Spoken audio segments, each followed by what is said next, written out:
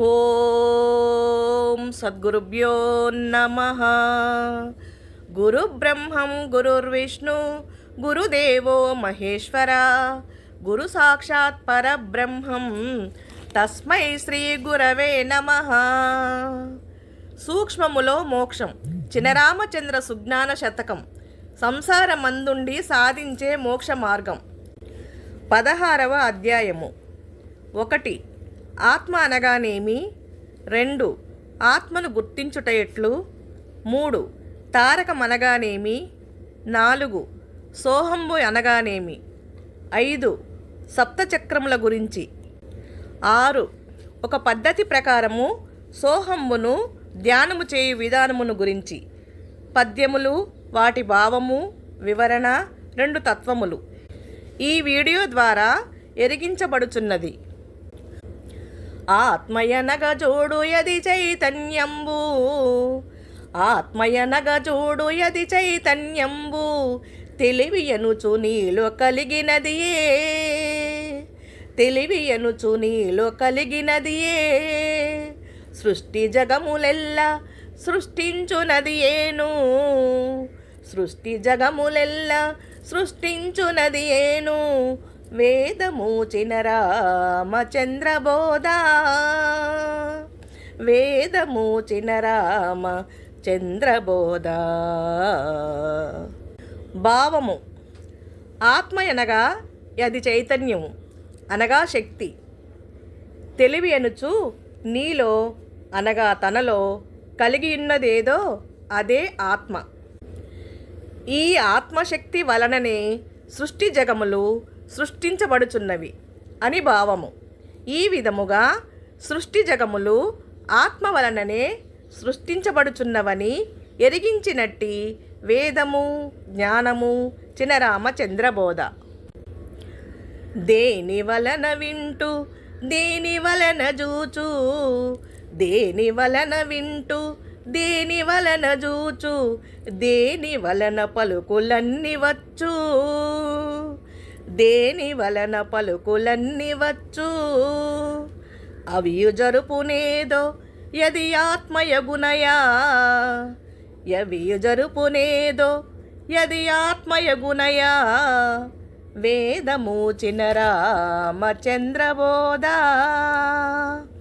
వేదము చినరామ చంద్రబోధ. భావము. దేని వలన అనగా ఏ శక్తి వలన వింటున్నామో, దేని వలన ఏ శక్తి వలన పలుకులన్నీ అనగా మాటలన్నీ పలుకుచున్నామో, అవి అన్నీయు జరుపునదియే ఆత్మయని గుర్తించుకొనవలయును అని భావము. ఇట్లు ఆత్మను గుర్తించే విధానమును ఎరిగించినట్టి వేదము, జ్ఞానము చినరామచంద్రబోధ. తారకమననేమి మర్మంబు ఏదన్నా, తారకమననేమి మర్మంబు ఏదన్నా, రామ తారకమన రాముడన్నా, రామ తారకమన రాముడన్నా, సూటిగా వినుడికను సోహంబు ఎననేమో, సూటిగా వినుడికను సోహంబు ఎననేమో, వేదము చినరామచంద్ర బోధ, వేదము చినరామచంద్ర బోధ. భావము. తారకమనగా బ్రహ్మాండములో కూడుకొని ఉన్న వాయువు అనగా గాలి అనగా ప్రాణశక్తితో కూడుకొని బయట వీచుచున్న వాయువు. మన ముక్కు రంధ్రముల గుండా గాలి లోనికి పోవుచు బయటకు వచ్చుచుండును. అది తనంతటదియే లోనికి పోవుచు బయటకు వచ్చుట జరుగుచుండును, జరుపుకొనుచుండును. అనగా పగలు రాత్రులందు, మెలకువలోను, స్వప్నమందు అనగా కలలు కలిగిన నిద్రయందు, సుషుప్నయందు అనగా కలలు లేని నిద్రయందు, క్షణము తీరిక లేక ఏమారక ఎల్లవేళలా శ్వాస ముక్కురంధ్రముల గుండా లోనికి పోవడము బయటకు రావడము జరుగుచుండును. ఈ విధముగా శ్వాస అనగా గాలి లోనికి పోవడము, బయటకు వచ్చుచుండడమే అనగా వచ్చుచుండుటే తారకమందురు. ఈ శ్వాస లోనికి పోయి బయటకు వచ్చుట తారకమందురు గదా. అట్టి తారకము అనగా అట్టి శ్వాస ముక్కు రంధ్రముల గుండా రమించబడుచున్నది. శ్వాస రమించబడుట అనగా ముక్కు రంధ్రముల గుండా శ్వాస లోనికి పోయి బయటకు వచ్చుచు ఆట్లాడునట్లుగా అన్ని వేళలా ఆడుచుండును. ముక్కు రంధ్రముల గుండా రమించబడుచున్నది కావున ఆట్లాడునట్లుగా ఆడుచున్నది.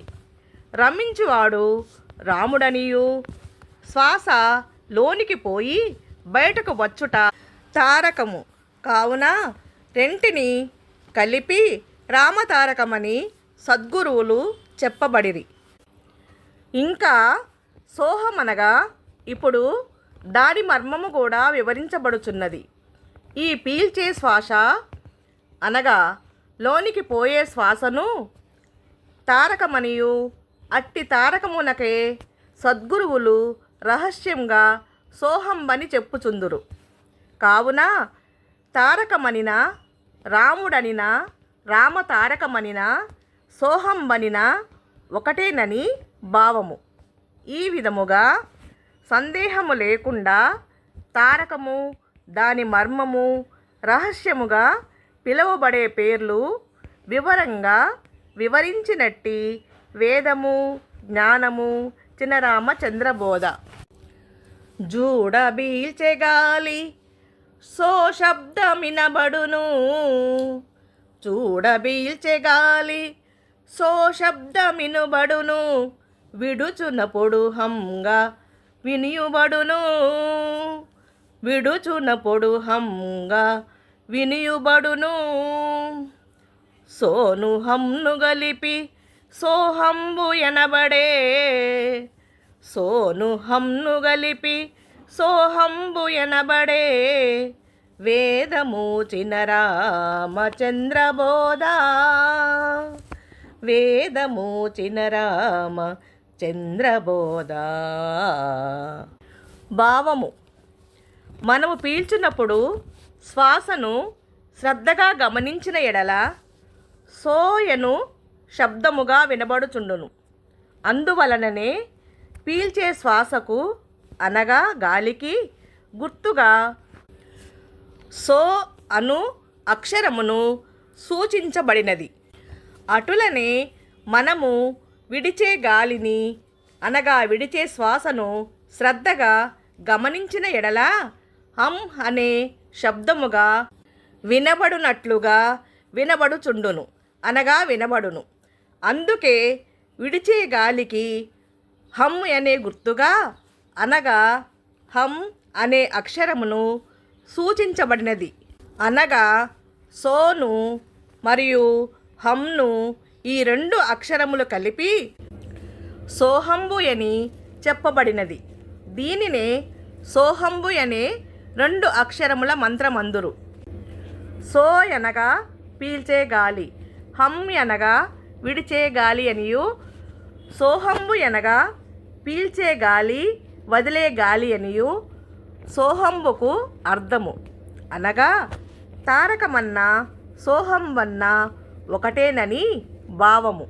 ఈ విధముగా సోహంబునకు అర్థమెరిగించినటువంటి వేదము, జ్ఞానము చినరామచంద్రబోధ. వివరణ: సోహంబనగా ముక్కు రంధ్రముల గుండా గాలి అనగా శ్వాస రూపములో ఈశ్వర రూపమై ఉన్న శ్వాస లోనికి పోవుచు తిరిగి బయటకు వచ్చుట జరుగుచూనే ఉండును. తనంతటదే మనము ఏ సాధన చేయకుండానే, మన ప్రమేయము లేకుండానే ఎల్లవేళలా జరుగుచూనే ఉండును. ఒక్కసారి శ్వాస లోనికి పోయినప్పుడు సప్తచక్రములు చుట్టి వాటిని శక్తివంతము చేసి 72,000 నాడులకు వ్యాపించి రక్త ప్రసరణకు ఆటంకములు లేకుండా అన్ని నాడుల శక్తివంతము చేసి అనగా శరీరము అవయములన్నింటినీ చైతన్యవంతము చేసి శక్తినిచ్చి వాటికి అవసరము లేనటువంటి వాయువును బయటకు వచ్చి వదిలి మరలా లోనికి ప్రవేశించుచు ఒక రోజుకు 21,600 హంసలు అనగా శ్వాసలు జరుపుచు ఈ శరీరమనే బండిని నిలబెట్టి అనగా చైతన్యవంతము చేసి నడిపించుచున్నది. ఈ శ్వాస రూపంలో ఉన్న ఆ ఈశ్వర శక్తి శ్వాస రూపంలో లోనికి పోయి బయటకు వచ్చుట జరుగుచుండుట వలన అనగా ఆడుచుండుట వలననే ప్రతి మనిషి జీవింపబడుచున్నాడు. ఈ శ్వాస జీవింప చేయుచున్నది. ఇప్పుడు ముక్కు రంధ్రముల గుండా లోనికి పోయిన శ్వాస సప్తచక్రములందు ఏ విధముగా తిరిగి వాటికి శక్తిని అందించి బయటకు వచ్చుచు మరలా లోనికి పోవుచు జరుగుచున్నదో వివరించబడుచున్నది. వినగలరు. ఈ చక్రములను కమలములు అని కూడా అందురు. షట్చక్రముల పైనున్నదే సహస్రార చక్రము. మొత్తము సప్తచక్రములు అనగా 7 చక్రములు. వాటిని గురించి చెప్పబడుచున్నది. 1 ఆధార చక్రము అనగా ఆధార కమలము. ఈ ఆధార చక్రము గుదస్థానము, పృథ్వీభూతము. ఓం యను బీజాక్షరము. క్రియాశక్తి భూలోకము. అధిపతి గణపతి. 600 హంసలు అనగా శ్వాసలు జరుగును అనగా నడుచును. సమయము ఉదయం 6 గంటల నుండి ఉదయం 6:40 వరకు. పట్టుకాలము 40 నిమిషములు. ఇక్కడ నుండి 2 స్వాదిష్టాన చక్రము అనగా స్వాదిష్టాన కమలము. మర్మస్థానము అనగా లింగస్థానము. నా అను బీజాక్షరము. ఇచ్ఛాశక్తి జలభూతము. భువర్లోకము. అధిపతి బ్రహ్మ. 6,000 హంసలు అనగా శ్వాసలు జరుగును అనగా నడుచును. సమయము ఉదయం 6:40 నుండి మధ్యాహ్నము 1:20 వరకు అనగా మొత్తము పట్టుకాలము అనగా 6:40. ఇక్కడ నుండి 3 మణిపూరక చక్రము అనగా మణిపూరక కమలము. నాభి అనగా బొడ్డు స్థానము. మా అను బీజాక్షరము. జ్ఞానశక్తి అగ్నిభూతము. సువర్లోకము. అధిపతి విష్ణు. 6,000 హంసలు అనగా శ్వాసలు జరుగును అనగా నడుచును. సమయము మధ్యాహ్నం 1:20 నుండి రాత్రి 8 గంటల వరకు.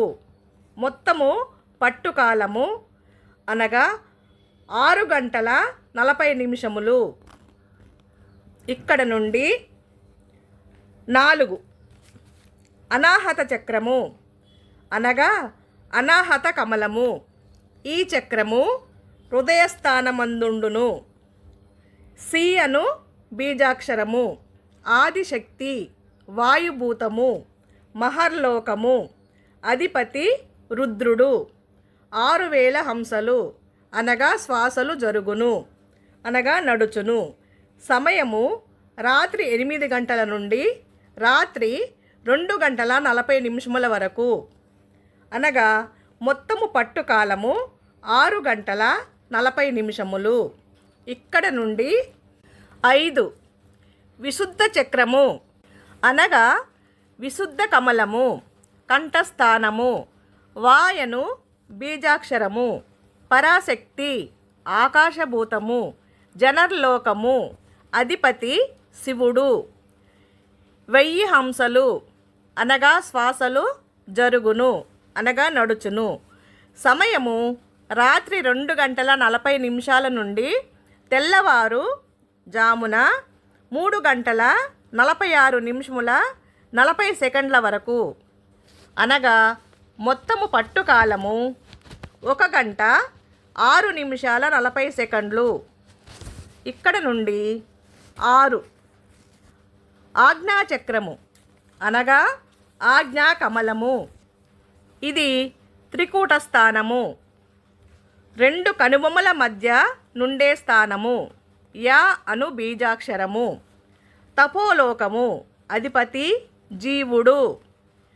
1000 హంసలు అనగా శ్వాసలు. జరుగును అనగా నడుచును. సమయము తెల్లవారుజామున 3 గంటల 40 నిమిషాల 40 సెకండ్ల నుండి తెల్లవారుజామున 4 గంటల 53 నిమిషాల 20 సెకండ్ల వరకు అనగా మొత్తము పట్టుకాలము 1 గంట 6 నిమిషాల 40 సెకండ్లు.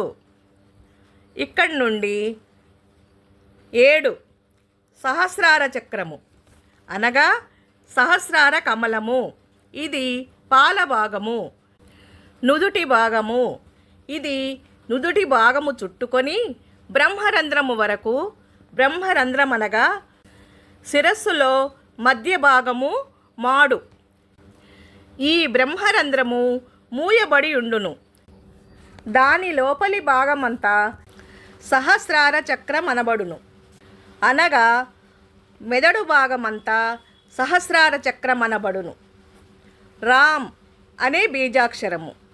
సత్యలోకము అధిపతి సద్గురుడు. 1000 హంసలు అనగా శ్వాసలు. జరుగును అనగా నడుచును.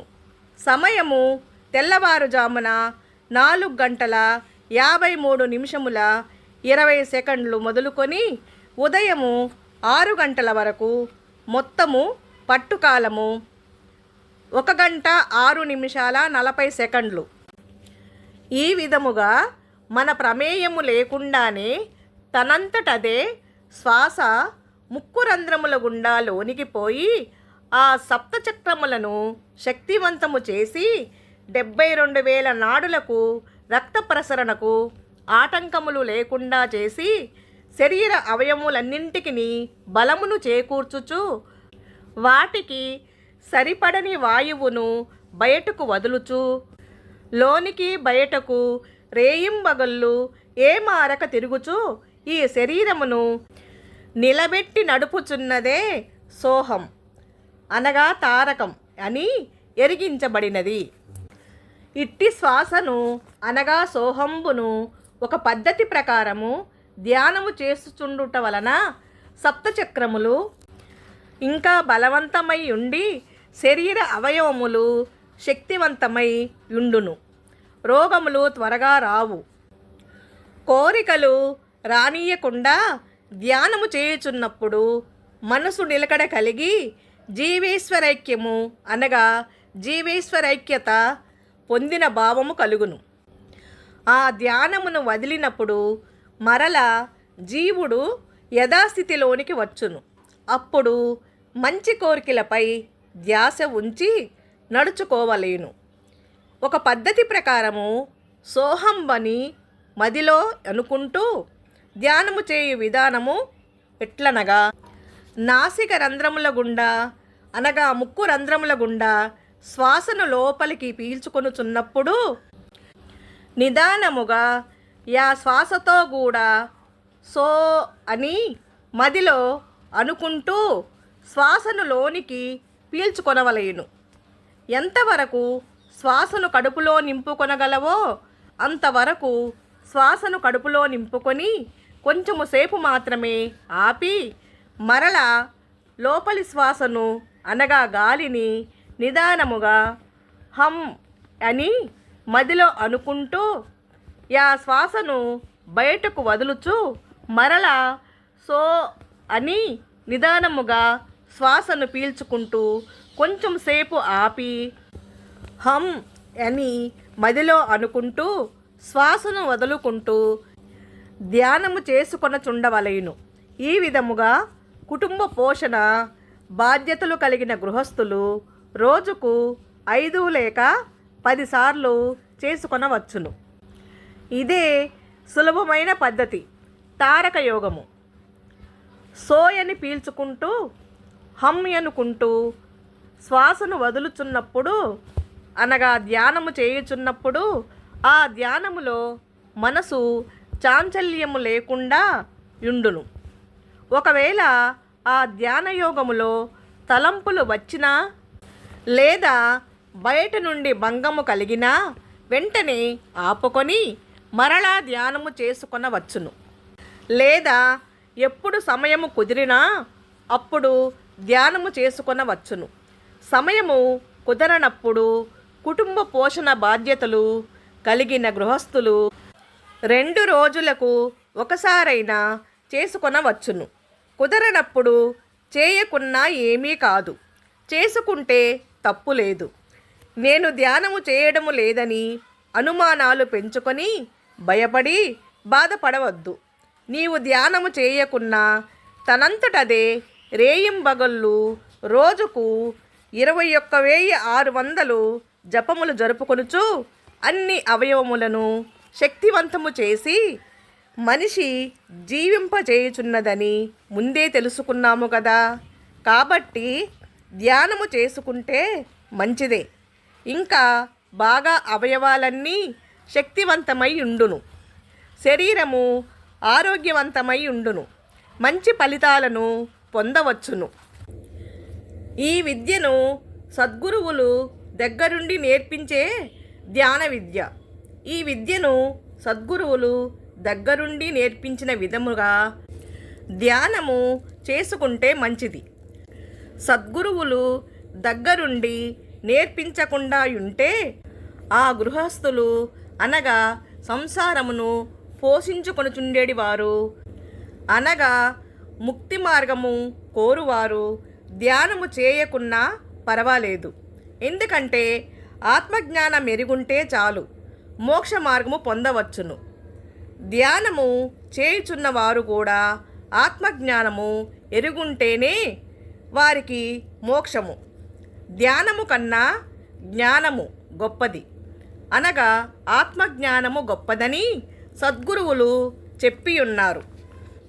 ఆత్మజ్ఞానము ఎరిగిన వారు ధ్యానము చేసినా చేయకున్నా వారు ముక్తిపరులు, బ్రహ్మజ్ఞానులు. కానీ కొందరు ఎవరో ఒక ఆయన వచ్చి ధ్యానము ఇట్లా చేయమన్నాడని, అట్లు చేస్తే మహిమలు సిద్ధించి దేవుడు వచ్చి వరాలిస్తాడని వారిని మోసపు మాటలతో నమ్మించి అందిన కాడికి దండుకొని పోతారు. ఆ మోసపు మాటలు నమ్మి ధ్యానము చేస్తే గురి తప్పి చెడు ఫలితాలు ఇస్తాయి. జాగ్రత్త. 2014వ సంవత్సరంలో నిజంగా జరిగిన విషయములు ఏమనగా, ఒక ఆయన వచ్చి పీల్చే గాలిని ఎక్కువసేపు బిగబట్టుట అలవాటు చేసుకొనుచుండినా అది సహస్రానికి చేరినా మహిమలు సిద్ధించును. దేవుడు ప్రత్యక్షమగునని చెప్పి చేతికి అందినంత వరకు దోచుకొని వెళ్ళిపోయినాడట. ఆ పిచ్చివాడు వాని మాటలు నమ్మి ఊపిరాడని విధముగా గాలిని బిగబట్టుచు వదులుచు చేస్తున్నాడు, అనగా చేస్తూనే వస్తున్నాడు. బలవంతముగా ఊపిరి బిగబట్టుట వలన శరీరములోని అవయవాలు తట్టుకోలేక చెవుల గుండా ముక్కుల గుండా రక్తము కారగా వెళ్ళి డాక్టర్లకు చూపించగానే అతని కిడ్నీలు దెబ్బతిని పాడైపోయినాయని తేలింది. ఆయన నెమ్మదిగా జరిగిన విషయము చెప్పడంతో ఈ విషయము బయటపడింది. మరియు ఒక 16 ఏండ్ల అమ్మాయి కూడా బలవంతంగా ఊపిరి అనగా పీల్చిన గాలిని బలవంతంగా ఆపడము చేయడం వల్ల ఆమె మెదడు నరాలు చిట్లి అనగా పాడై పిచ్చి అమ్మాయిగా మారిపోయింది. ఇవి జరిగిన సత్యాలు. ఉదాహరణ, పిల్లలు బెలూన్లు అనగా గాలి బుగ్గలు అనగా గాలి బూరలు తెచ్చుకొని వాటి లోపలికి గాలిని ఊదగా అవి పెద్దగా ఉబ్బగా చూచి ఆనందించుకొనుచుందురు. కానీ ఆ గాలి బుగ్గలు, గాలి బూరలు అనగా బెలూన్లు ఎంతవరకు గాలిని నింపిన భరించుకొని నిలవగలిగిన శక్తి ఉంటుందో అంతవరకే అవి ఉబ్బి బాగా కనబడును. ఏ మాత్రము ఎక్కువ గాలి ఊదినా అవి భరించే శక్తి లేక పట్మని పగిలి పోవును. అట్లే ఈ శరీరము కూడా ఎంత గాలి పీల్చినా తట్టుకోగల శక్తి ఉంటుందో అంతవరకే శరీరము బాగుగా ఉంటుంది. కానీ బలవంతముగా గాలిని పీల్చి బిగబట్టి ఊపిరాడనట్లు చేసినా ఊపిరాడక పోవడమేగాక శరీరములోని అవయవములు తట్టుకోలేక ఏదో ఒక అవయవము చిట్లిపోవుట అనగా ఏదో ఒక అవయవము పాడవుట జరుగును. అనగా కిడ్నీ, లివరో, మెదడు నరాలో మొదలుగునవి పాడవుట జరుగును.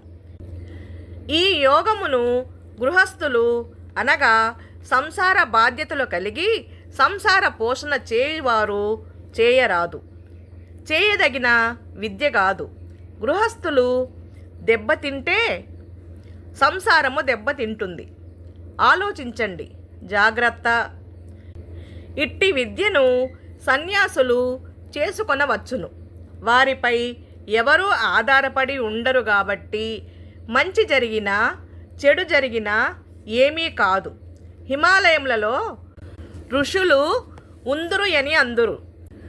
వారికి సంసార బాధ్యతలు ఉండవు. వారును చేయవచ్చును అనగా చేసుకొనవచ్చును. ఈ విద్య గృహస్థులకు మాత్రము పనికిరాదు. తను బతుకుచూ కుటుంబములను పోషించుకుంటూ ఇతరుల బాగోగులు కూడా చూచుకుంటూ బ్రతికేవాళ్ళు గృహస్థులు. కాబట్టి ఇలాంటి వారికి సూక్ష్మములో మోక్షం ఆత్మజ్ఞానమే. కావున ఆత్మజ్ఞానం ఎరిగిన సంసారమందుండే మోక్షం పొందగలరు.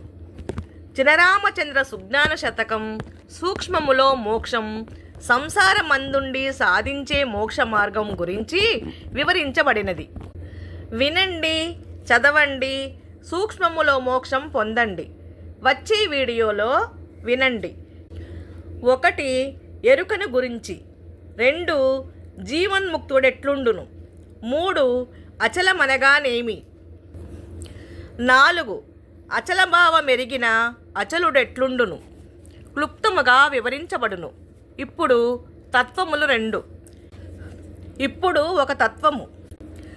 చిరుమల్లె పువ్వా మరుమల్లె పువ్వా నిన్నెట్లు మరిచేది ఓ మల్లె పువ్వా, చిరుమల్లె పువ్వా మరుమల్లె పువ్వా నిన్నెట్ల మరిచేది ఓ మల్లె పువ్వా, విరబూసి నానని ఎగిరేవు పువ్వా ముందు గతిగా నాక మురిసేవు పువ్వా, విరబూసి నానని ఎగిరేవు పువ్వా ముందు గతిగా నాక మురిసేవు పువ్వా, చిరుమల్లె పువ్వా మరుమల్లె పువ్వా నిన్నెట్ల మరిచేది ఓ మల్లె పువ్వా, చిరుమల్లె పువ్వా, గుమగుమా వాసన్లు ఓ మల్లె పువ్వా వెదజల్లుచుంటివే చిరుమల్లె పువ్వా, గుమగుమా వాసన్లు ఓ మల్లె పువ్వా వెదజల్లుచుంటివే చిరుమల్లె పువ్వా, మై మరిచిపోదుమే ఓ మల్లె పువ్వా మరుపురాని పువ్వ చిరుమల్లె పువ్వా, మై మరిచిపోదుమే ఓ మల్లె పువ్వా మరపురాని పువ్వ చిరుమల్లె పువ్వా, చిరుమల్లె పువ్వా మరుమల్లె పువ్వా నిన్నెట్ల మరిచేది ఓ మల్లె పువ్వా, చిరుమల్లె పువ్వా, దైవ పూజకు తెచ్చి వాడెదరు పువ్వా దండలల్లి మెడలు వేయుదురె పువ్వా, దైవ పూజకు తెచ్చి వాడెదరు పువ్వా దండలల్లి మెడలు వేయుదురె పువ్వా, మగువ సికలో పెట్టి మురుచునే పువ్వా నువ్వంటే అందరికి మోజులే పువ్వా, మగువ సికలో పెట్టి మురుచునే పువ్వా నువ్వంటే అందరికి మోజులే పువ్వా, చిరుమల్లె పువ్వా మరుమల్లె పువ్వా నిన్నెట్ల మరిచేది ఓ మల్లె పువ్వా, చిరుమల్లె పువ్వా, వాడు వరకే నిన్ను ఉంచిరే పువ్వా, వాడినంక విసిరి కొట్టిరే పువ్వా. వాడు వరకే నిన్ను ఉంచిరే పువ్వా, వాడినంక విసిరి కొట్టిరే పువ్వా. నేలకిసిరినంక ఓ మల్లె పువ్వా, నీ వంక చూడరే ఓ ముద్దు పువ్వా. నేలకిసిరినంక ఓ మల్లె పువ్వా, నీ వంక చూడరే ఓ ముద్దు పువ్వా. చిరుమల్లె పువ్వా మరుమల్లె పువ్వా, నిన్నెట్ల మరిచేది ఓ మల్లె పువ్వా, చిరుమల్లె పువ్వా. ఎక్కడో బడినావు ఓ మల్లె పువ్వా, ఎందరో దొక్కిరి ఓ మల్లె పువ్వా. ఎక్కడో బడినావు ఓ మల్లె పువ్వా, ఎందరో దొక్కిరి ఓ మల్లె పువ్వా. ఏ మేక మేసెనో ఓ మల్లె పువ్వా, నువ్వెట్ల పోతివో చిరుమల్లె పువ్వా.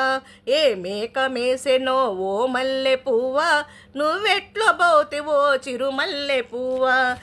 చిరుమల్లె పువ్వా మరుమల్లె పువ్వా, నిన్నెట్ల మరిచేది ఓ మల్లె పువ్వా, చిరుమల్లె పువ్వా. బానిసా బతుకులు నీలాగే పువ్వా, కపట ప్రేమాలన్నీ ఈలాగే పువ్వా. బానిసా బ్రతుకులు నీలాగే పువ్వా, కపట ప్రేమాలన్నీ ఈలాగే పువ్వా. మానవుని బ్రతుకులు నీలాగే పువ్వా, గురుని చేరియు మోక్షమెరుగవే పువ్వా. మానవుని బతుకులు నీలాగే పువ్వా, గురుని చేరియు మోక్షమెరుగవే పువ్వా. చిరుమల్లె పువ్వా మరుమల్లె పువ్వా, నిన్నెట్ల మరిచేది ఓ మల్లె పువ్వా, చిరుమల్లె పువ్వా. ధరణి ఉప్పాలూరి వాసిగా పువ్వా, చినరామచంద్రుండు గురుడు ఓ పువ్వా. ధరణి ఉప్పాలూరి వాసిగా పువ్వా, చినరామచంద్రుండు గురుడు ఓ పువ్వా. పుట్టినందుకు ఫలము ఏదని పువ్వా, ముక్తి బాటను చూపే మనసుకు పువ్వా. పుట్టినందుకు ఫలము ఏదని పువ్వా, ముక్తి బాటను చూపే మనసుకు పువ్వా. చిరుమల్లె పువ్వా మరుమల్లె పువ్వా, నిన్నెట్ల మరిచేది ఓ మల్లె పువ్వా, చిరుమల్లె పువ్వా. నిన్నెట్ల మరిచేది ఓ మల్లె పువ్వా, చిరుమల్లె పువ్వా, చిరుమల్లె పువ్వా, చిరుమల్లె పువ్వా. ఇప్పుడు మరి ఒక తత్వము. సోహం సోహం బను మనసా, సోహం భావము గను మనసా. సోహం సోహం బను మనసా, సోహం భావము గను మనసా. సోహం భావము గను మనసా, అచల బోధను కను మనసా. సోహం సోహం బను మనసా, సోహం భావము గను మనసా. సూటిగా సోహము భావము నెరుగు, చక్కగా జపమును చేసేదెరుగు. సూటిగా మదిలో ఈసుని ఎరుగు, ఈసుడు తెల్పే సూచన నెరుగు. నీ భవిష్యత్తు నీకెరిగించు, లోక జ్ఞానము బాగెరిగించు. ఈసుడు తప్ప వేరే దిక్కు ఎవరూ లేరని ఎరుగుము మనసా. సోహం సోహం బను మనసా, సోహం భావము గను మనసా. సప్తద్వారములు చక్కగా మూసి, ముక్కు ద్వారములు రెంటిని తెరసి, చక్కగా సోహము సాధన చేసి, చప్పుడు లేక ఎప్పుడు యున్న జీవుడు దేవుని రూపము నొందు. జీవేశ్వరులు ఒకటైయుండు, చిదానందము చిన్మయ రూపము చక్కగా తెలియును ఎప్పుడే మనసా. సోహం సోహం బను మనసా, సోహం భావము గను మనసా. శ్వాస లేనిదే జీవుడు లేడు, జీవుడు లేనిదే కాయము లేదు, కాయము లేనిదే కనేది లేదు, కనేది లేనిదే అనేది లేదు. ఒక్కటికొక్కటి ముడిబడి ఉన్నవి, చక్కగా సోహము జరుగుచున్నది. వాటిలో ఒక్కటి మూలనబడినా ఏవి లేవు ఇది ఎరుగుము మనసా. సోహం సోహం బను మనసా సోహం భావము గను మనసా. పుట్టుట గిట్టుట లేని దైవము జగములున్న లేకున్న ఉన్నది, చూడ చక్యముగాక ఉన్నది సందులేక సర్వంబుయున్నది. మదిదలచిన అది అందకున్నది, చెప్ప సాధ్యముగాక ఉన్నది. పరబ్రహ్మమదే పరిపూర్ణంబదే బట్ట బయలు యదే ఎరుగుము మనసా. సోహం సోహం బను మనసా సోహం భావము గను మనసా. బట్ట బయలులో పుట్టినవన్నీ పుట్టుచు గిట్టుచు పోవుచున్నవి, మూలము లేని మురికి దేహములు ఆడుచు పాడుచు ఆగుచున్నవి. గుట్టుగా గురుని పాదము బట్టి మూడు మంత్రముల మూలం బెరిగి, అచల బోధను అందుకుంటివా మళ్ళీ జన్మమిక లేదే మనసా. సోహం సోహం బను మనసా సోహం భావము గను మనసా. నెల్లూరు జిల్లా ఉప్పలూరిలో అచల పీఠము యందున వెలసే, గురుచిన రామచంద్రుడు తెలిపే అచల బోధను విన్నారంటే, సృష్టి మూలము చక్కగా నెరిగి భ్రాంతిరహితమై బ్రహ్మజ్ఞానులై, పరమపదంబగు పరిపూర్ణంబగు దేవుడు తెలియను మ్రొక్కుము మనసా. సోహం సోహం బను మనసా సోహం భావము గను మనసా. సోహం భావము గను మనసా అచల బోధను గను మనసా. సోహం సోహం బను మనసా సోహం భావము గను మనసా. సోహం భావము గను మనసా సోహం భావము గను మనసా. సోహం భావము గను మనసా. జై సద్గురు మహారాజుకి జై. ఇది శ్రీ మద్గురు చినరామచంద్రయ్య గారిచే రచింపబడిన చినరామచంద్ర సుజ్ఞాన శతకం 16వ అధ్యాయం సంపూర్ణం. జై సద్గురు మహారాజుకి జై.